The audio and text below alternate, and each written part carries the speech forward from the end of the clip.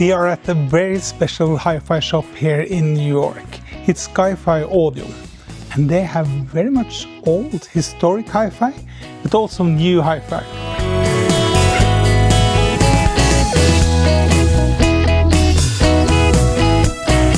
They especially like Klipsh speakers. Well, if you like live sound, this is the speaker for you. It sounds like a jazz hall, I would say, or a live concert. It's got that sort of American traditional sound that people really connect with. Tell a little bit about the tradition in these speakers. They are very old. Most of the speakers they still offer today were designed decades and decades ago in traditional, vintage fashion, using super high efficiency drivers, paper cone woofers, horns for both mids and highs. And on some models, they even have a horn, folded horn for the bass cabinet, which is where the magic happens. La Scala is your favorite? Oh, by far. And I think it shows in our sales figures. We sell more La Scalas than any other model here at Skyfi Audio because we're passionate and we love it. And this is the new version that just came out about a month ago. And it's active. It's optionally active, which is even better. So for those traditionalists, it's got a built-in crossover. And those that want to sort of take it to the next level, it can go fully active, requiring 6 channels of amplification. And you like it active? I like it both ways. I haven't made a decision yet, so I have to spend a bit more time with it.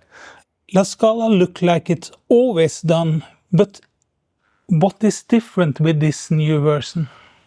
Well, everything. Everything's different, except for the cabinet. The cabinet has remained fundamentally the same as it has for decades, right? But now the base cabinet is actually vented. So it's a folded horn of vented design. So it has ports in it. It has a smaller woofer, but yet is capable of providing more bass. And that's what really people were asking for. I've always felt the La Scala had plenty of bass, but I know that certain genres of music, people wanted just a bit more punch, and that's what we got out of it.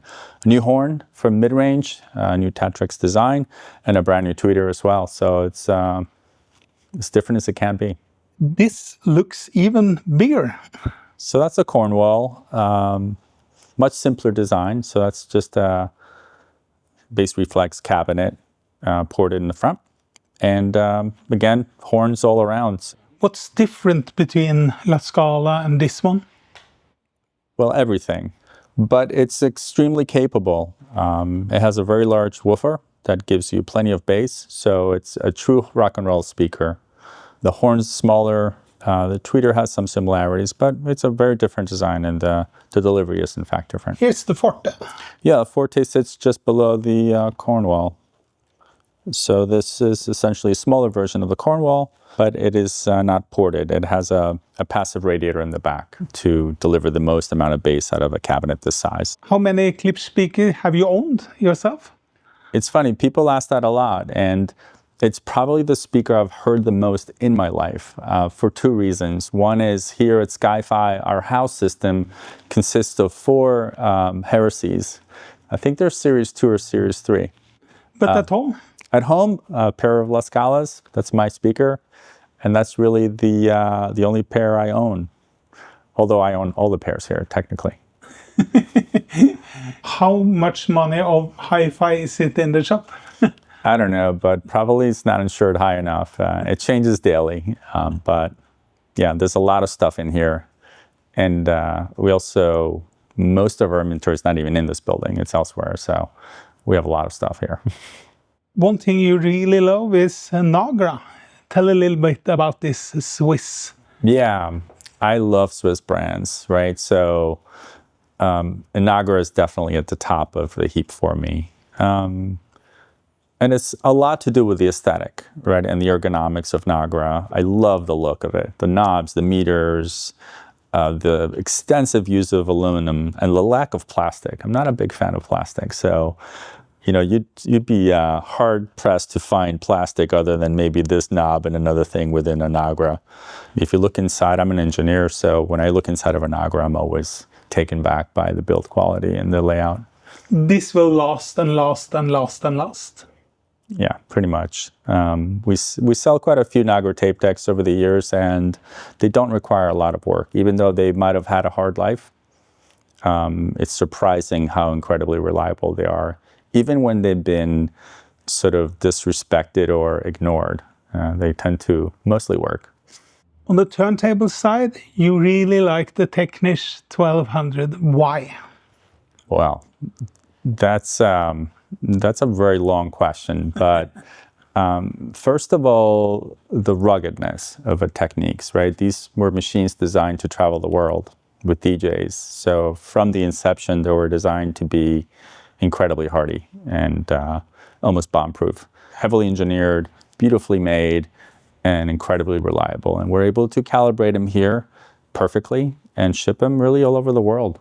And they arrived intact, and most of our clients are up and running within 10, 15 minutes. So there are very few turntables that can promise and deliver on that. We will now see how it's calibrated. Yeah, this is where we calibrate the techniques. So we have a pretty well-defined 12-step calibration process for the Technichs, and almost every client purchases that along with their table and the cartridge and a head shell. So this is a purposeful built bench to aid in that calibration, right? With just the things that we need in order to perform it efficiently and reliably. Here we have all the tools that we use within arm's reach. All the test records sit here. And then, oscilloscope, phasgometer, some playback equipment. We've got a Roden Schwartz analyzer, a runout meter, you name it. So this is essentially ground zero for calibrating the Technichs mostly, but we do other turntables here as well. If you think Klipsh is big, well, this is bigger and heavier. They sell a lot of McIntosh, both old and new, here in the store. This is the top of the range for McIntosh. It's a line array speaker.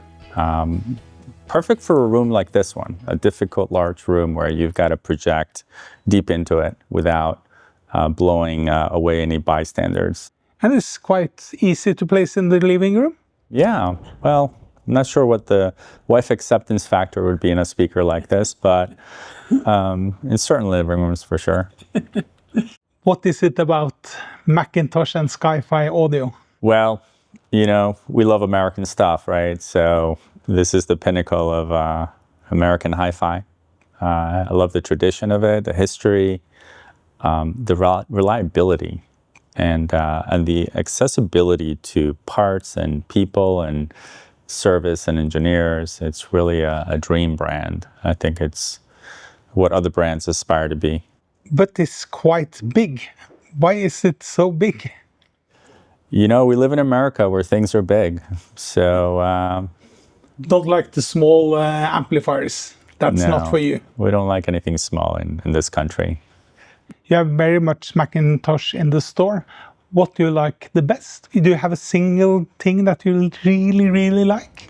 No, it's almost like having a giant drawer or toolbox full of tools, right? There is a specific piece for each job. On Klipsh speakers, I love the McIntosh MC275, for example, or maybe a couple of vintage integrated or two pieces. And then on other speakers, I like to have more power, and that's where I turn to maybe some monoblocks or a 2-channel high-power amplifier. So it depends on the job that we're performing. You have also much antique McIntosh. What do you think about that? Yeah, I love the antique stuff. It's for a very specific client, but yeah, we sell quite a bit of vintage McIntosh. We restore a lot of it here. I like variety, and having and dealing in both vintage and new stuff gives us access to a ton of different products, and that keeps things fun and interesting. You have a very special thing here. What is this? As people build a McIntosh system, when they come and they buy the first piece, I always warn them that they'll be back for the second piece and the third piece. And over time, most of our clients will replace everything with McIntosh. And then they've bought every single piece possible, and they are itching to buy one more thing. And I always say, well, we have this other piece. It's actually not made by McIntosh, but it's lovingly recreated to to fit nicely with your McIntosh system, and that's where we have these built. These are Technichs machines, so another brand we love, built and curated in the style of McIntosh so that it becomes the cherry on top. It's essentially a gut renovation, I call it. So this is a machine from 1970s, early 80s, which has been gutted and rebuilt, restored, and then skinned to provide this sort of look. So this is an example of a Technichs piece. This is the RS 1520. And then behind you, this is our latest edition. This is Tascam BR20, another formidable reel-to-reel machine, reskinned in McIntosh style. Sort of a tribute piece. A lot newer than the Technichs models. That's why we like it. And also a great performer. Have you done it yourself? No, these are done for us. This is J. Quarter. It's a small firm out of Washington State. Jeff has been, working magic on these machines for decades, and we collaborate with him in essentially the production, design, and customization of a couple pieces.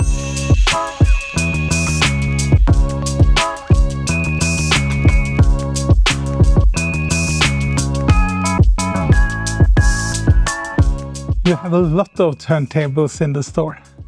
Tell a little bit about the different pieces here. Sure. Besides Technichs, sometimes people want something highly customizable, maybe with a vintage feel and look. So we often have these sort of one-off builds. Some are trade-ins, some are assembled by us. This 401, for example, is made by Artisan Fidelity. This Thorns TD124 is also highly customized, and just behind you we have one that we just finished. That's a two-arm piece, finished in ebony, where the drive's been fully rebuilt, and we'll offer this to a client with the ability to add maybe a second tone arm. This tone arm here, for example, is Graham. So yeah, throughout the shop you'll see there's a few LP12s that have also been highly customized. This is sort of for the non-Technichs client, sort of the opposite side.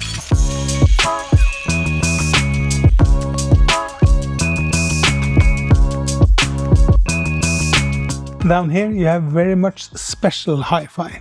Yeah, this is a mixed assortment of pieces, right? These are probably on our website already, listed. Anything from, restored Nakamichi tape decks. Here we have a ZX7 and a CR7A. We tend to restore both Dragons and CR7s. That's one of our things we do routinely. Cassette decks, is that popular now? Yeah, they're popular, not because of their sound quality, I suspect, but the nostalgia piece. And a lot of our clients have collections that they want to kind of keep enjoying. And then the rest of it is an assortment. We like to collect entire systems. There's like a cool sort of SAE system from the 1980s, all 5 pieces, and the same thing from Pioneer Elite, same thing from Sony, Tandberg. Yeah, do you have Tandberg? That's Norwegian. Oh, I love Tandberg. It's my apps. After Nagra, it's probably one of my favorite brands. I've collected it for many years, and I love their cassette decks or tuners. And down in the corner you have a cello. It's quite seldom. Yeah, we get quite a few pieces of cello. I think they were sold really well in our area, in the New York area. So we have an opportunity to buy them, and we often do. Down here you have something very special. What is it? Yeah, it's a really rare set of Sakara tube monoblocks. So it's a 4-piece monoblock amplifier. They are known for their FM radios. Yeah, we have quite a bit of their tuners as well. But the amplifiers are super rare. I think these are prototypes, and I think they use a bunch of EL34s. But yeah, super cool set. Yeah, here's another cello. That's a duet. This is a cello stereo amplifier. Old Mark Levinson. Do you think the design was better before? Yeah, there's certainly a sweet spot for Mark Levinson earlier in its lifespan. Certainly, like this here is a number 26 preamplifier. That's a lovely sounding preamp, very reliable, well built. And then there's some errors where you'd want to avoid, but you could always talk to us. What is the most special thing you have had in the shop? Well, for me personally, well, you know I like Nagra, so obviously the Nagra T-Audio reel-to-reel machine is probably my favorite piece here in the shop. And then I've got a couple of really special McIntosh pieces, collector pieces. I have an MC2000, which is a tube amplifier from the early 2000s, commemorative edition, a couple of gold-plated pieces that are, you know, low productions and collectible. Those are special. Other pieces would include, I have a really nice Kenwood LO7D turntable that I showed you before. That's pretty special. I enjoy that a lot. Yeah, because Kenwood was known for quite budget thing, but Yeah. this is not budget. No, not a budget. It's an 80-pound beast, beautifully engineered machine, direct drive. Something that would take $30,000, $40,000, $50,000 to make nowadays. They were making them back in the late 70s, so pretty rare. For many people, the hi-fi has getting so expensive nowadays. What do you think about that?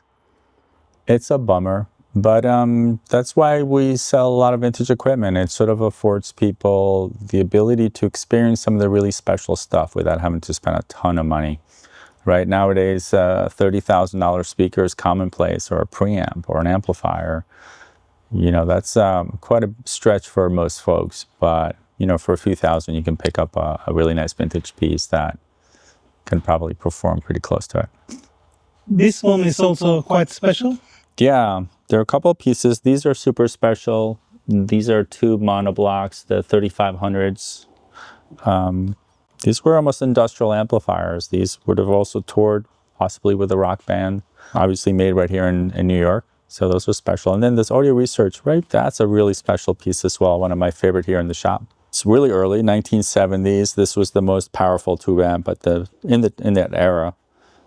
This is the D150. Again, very industrial looking, just like the McIntosh piece. Very, very low production numbers. I think 50 or maybe 100 pieces made.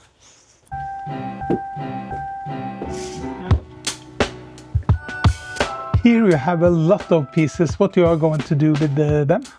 Well, these are all our Technichs turntables that are, you know, either waiting for calibration or are waiting for their next buyer. So we fly through so many Technichs pieces that we have to keep them nearby and handy.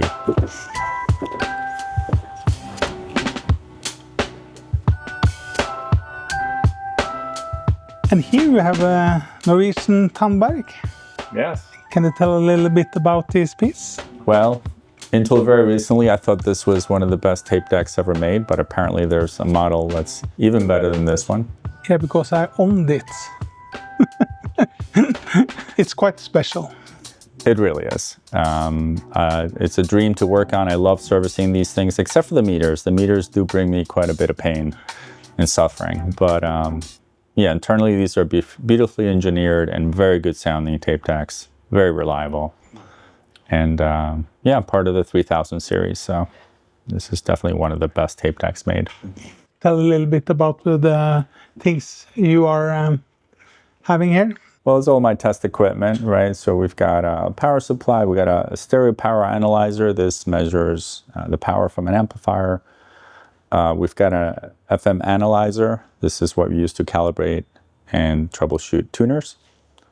And then typical oscilloscopes, frequency generators, some playback equipment, and all my tools and things associated with that. If you want to see more videos like this, please press that like button and subscribe to our channel.